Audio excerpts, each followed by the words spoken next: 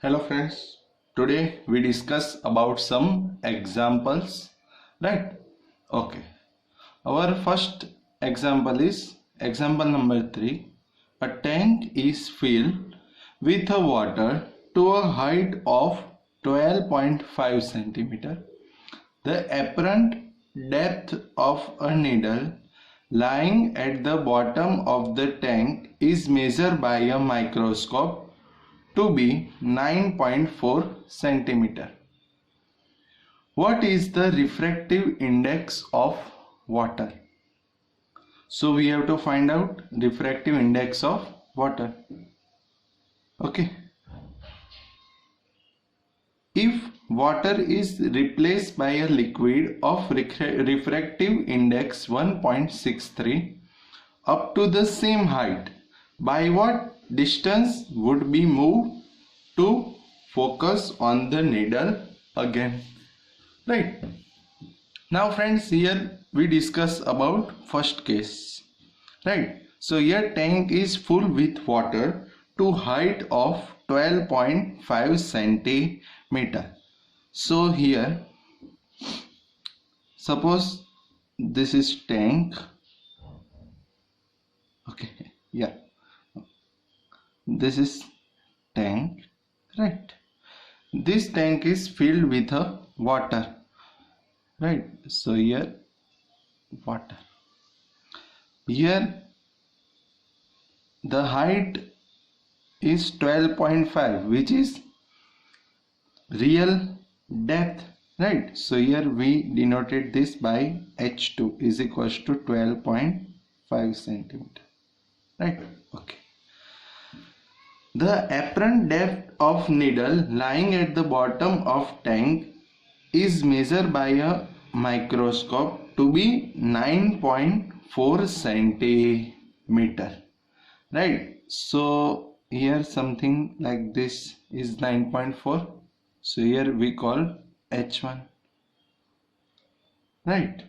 Okay, so this is our apparent depth, which is 9.4. So we can write that H1 is equals to 9.4 centimeter, H2 is equals to 12.5 centimeter, right? Now the bottom of the tank is measured by a microscope to be 9.4 centimeter. What is the refractive index of water? So here water is our second medium, right? Because microscope is like here in air. So here this is our first medium N1 and this is our second medium N2, right? So value of N1, we know refractive index of air 1, N2 we have to find out, right? Okay, so friends, we know the formula of refractive index with the height.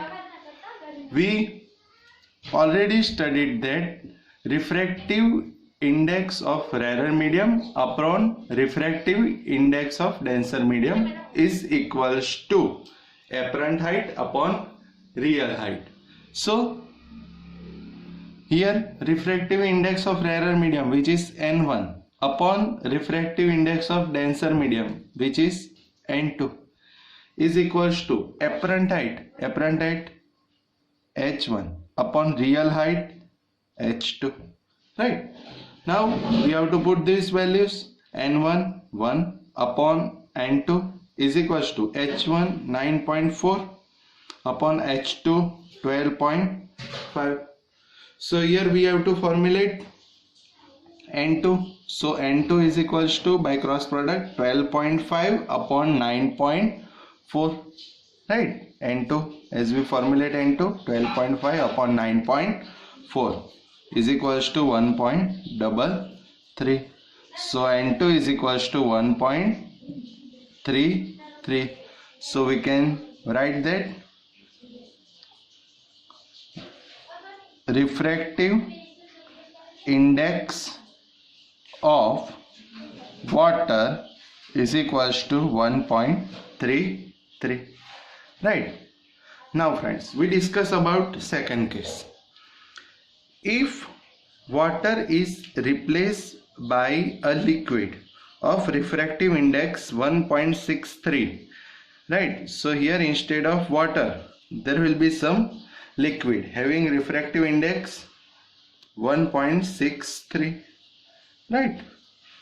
So by what the distance would be moved to focus on the needle again. So we have to find out the distance by which microscope is displaced, like we can say that. But here if we have to find out displacement, first of all we have to find out the apparent height, right? So when water is replaced by a liquid, then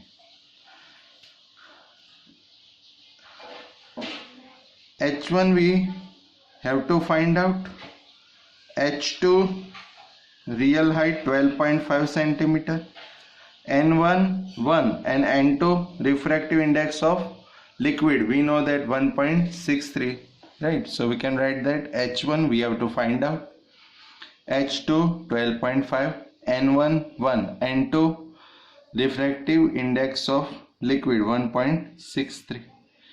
We already know the formula, N1 upon N2 is equals to H1 upon H2.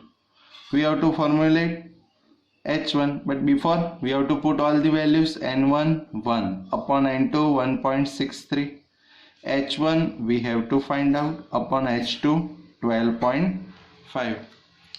So here as we formulate H1, we can say that H1 is equals to 12.5 goes to left hand side. So H1 is equals to 12.5 divided by 1.63, right? So we can write that. So H1 is equals to 12.5 upon 1.63, which is equals to 7.66, or we can say that 7.7 centimeter, right? So we can say that apparent depth in liquid which is equals to 7.7 centimeter, right? So here we have to find out, see here friends, by what the distance would be moved to focus on the needle again.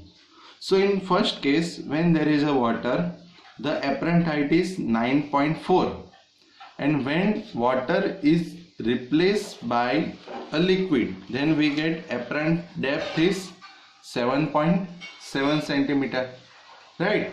So friends, we have to find out the distance by which microscope is dispatched, right?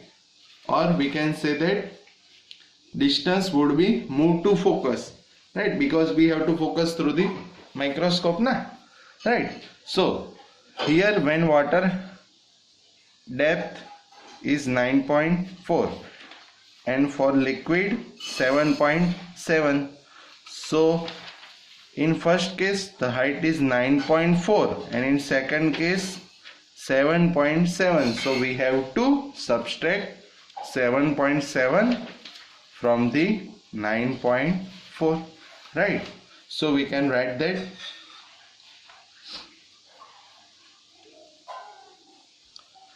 distance by which microscope is displaced is 9.4 minus 7.7. So we can say that 9.4 minus 7.7, which is 1.7 centimeter, right? Okay, you understand this example? Okay. Now our next example, example number 4. Figure A and B shows refraction of a ray in air incident at 60 degree. You can see in this figure 60 degree with the normal to a glass air. You can see that normal to a glass air and water air interface respectively, right? Here in water air. Predict the angle of refraction in glass, here in figure C, glass, when the angle of incidence in water is 45. You can see here angle of incidence 45 with the normal to a water glass interface. So friends, here three figures are given. In first there is air glass interface, in second water air interface, and in third water glass interface. Here seen this first in this figure A. So air glass interface angle of incidence is 60 degree and angle of refraction is 35 degree. Next, in figure B there is air water interface. Here angle of incidence is 60 degree and angle of refraction is 47 degree. And in third figure there is a glass water interface.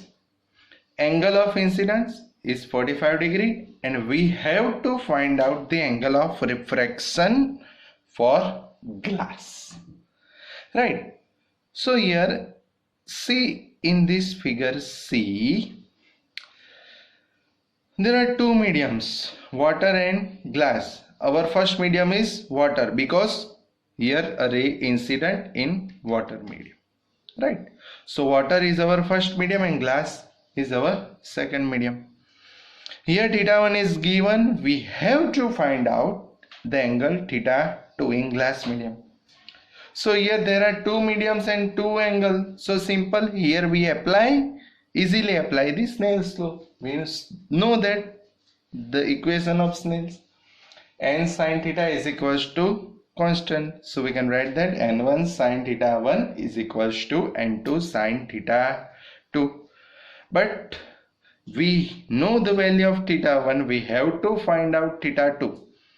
n1 is n water, right? Because water is our first medium, and n2 our second medium, n glass.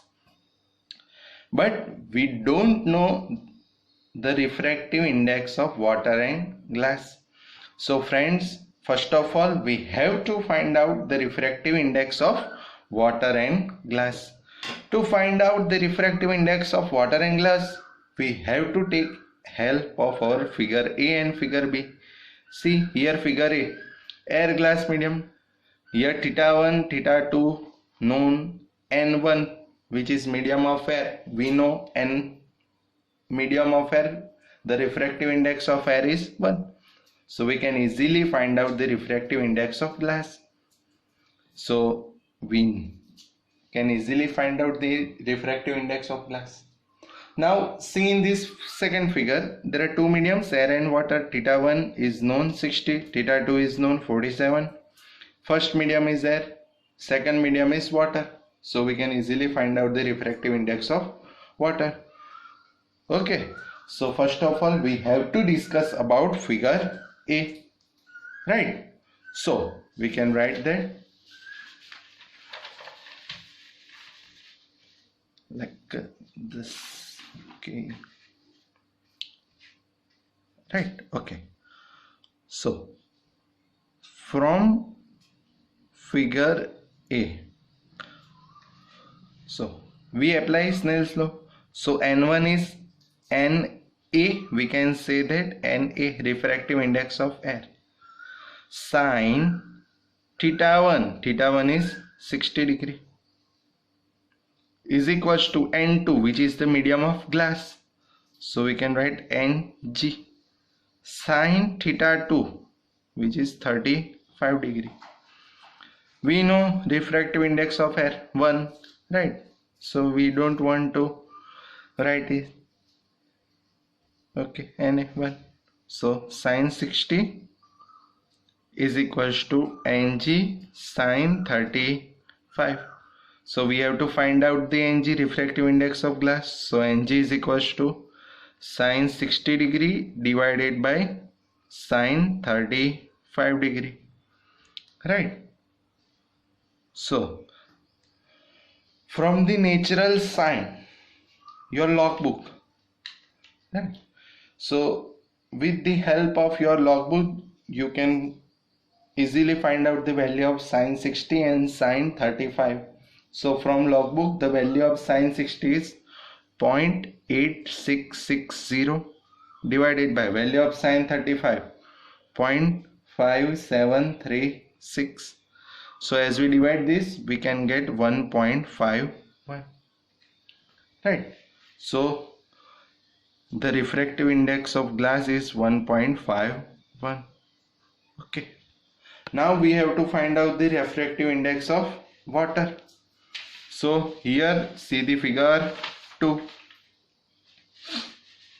Okay, so from figure B, so from figure B, where is incident ray?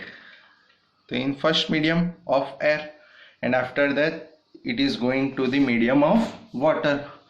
So here N1 is medium of air, so we can write Na sine theta1 is 60 is equals to N2, which is N water, Nw sine theta2 45 Na1, right? See here friends, from figure B, Na sine 60 is equals to Nw sine 45. So Na is 1, so sine 60 degree is equals to Nw sine 45. So Nw is equals to sine 60 divided by sine 45.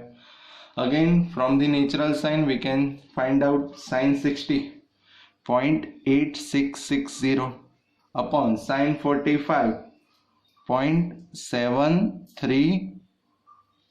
Sorry friends, here the angle is 47. See 47. Okay, so here instead of 45, 47 degree, right? 47 degree, right? So here value of sine 47 degree, which is 0.7314, right? So 0.8660 divided by 0.7314, which is 1.184, right? So refractive index of water Nw is equals to 1.184. Now we know the value of refractive index of glass and water. So now from figure C, right? So from figure C, see this figure, see here incident ray in water. So our first medium is water and second medium is glass. So we can write that N1, so Nw sine theta1 is 45 degree is equals to N2 Ng sine, we have to find out the angle theta2 or theta, whatever you want to write, right? So friends, we know the value of Nw and Ng, right? So here we formulate sine theta2. So sine theta2 is equals to Nw upon Ng into sine 45. So here we know the value of Nw, which is 1.184 divided by Ng 1.51. Sine 45, we know the value of sine 45 from the natural sine. So sine 45 is 0.7071. So by the product and After the dividation we get sin theta 2 is equals to 1.184 into 0.7071 divided by 1.51, so we can get 0.5544, so 0.5544 or 5545. So here sin theta 2 is 0.5544. We have to find out theta 2, so here we have to take the sine inverse, right? So here we have to take theta 2 is equals to sine inverse 0.5544. So with the help of natural sine, after taking inverse we can write that theta 2 is equals to 33.7 degree or around 34 degree, right? Okay, you understand, friends? Okay, now see here our next example, illustration number 5. The earth takes 24 hours to rotate one about its axis. How much time does the sun take to shift by 1 degree when viewed from the earth, right? So here this is a simple example, right? Okay, now here we know that angular displacement by earth in one rotation takes 360 degree, right? We can easily see in this figure, this is earth, initial condition 0 degree, this is 90, 180, 270 and 360, right? So here when earth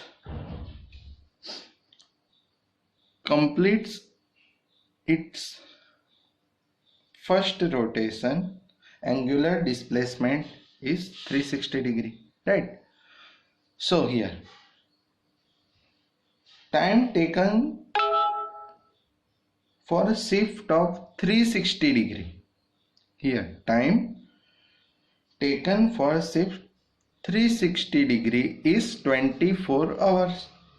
So time for 1 degree is equals to how much?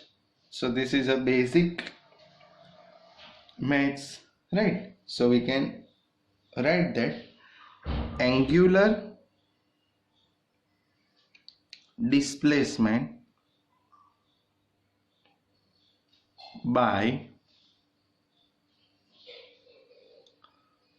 earth in one rotation around itself is 360 degree, right? So we can easily can say that time taken for shift of 360 degree is equals to 24 hours. Then time for shift of 1 degree is equals to how much, right? So time is equals to 1 degree into 24, so 1 into 24 divided by 360, so we can say that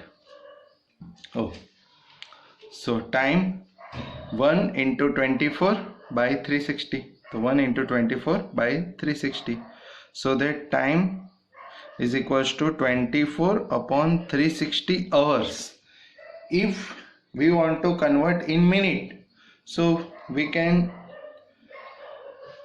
already know that 1 hour is equals to 60 minutes, right? So we have to multiply by 60, so time is equals to 24 into 60 divided by 360. So here 6 4, so time is 4 minutes, right? So we can write that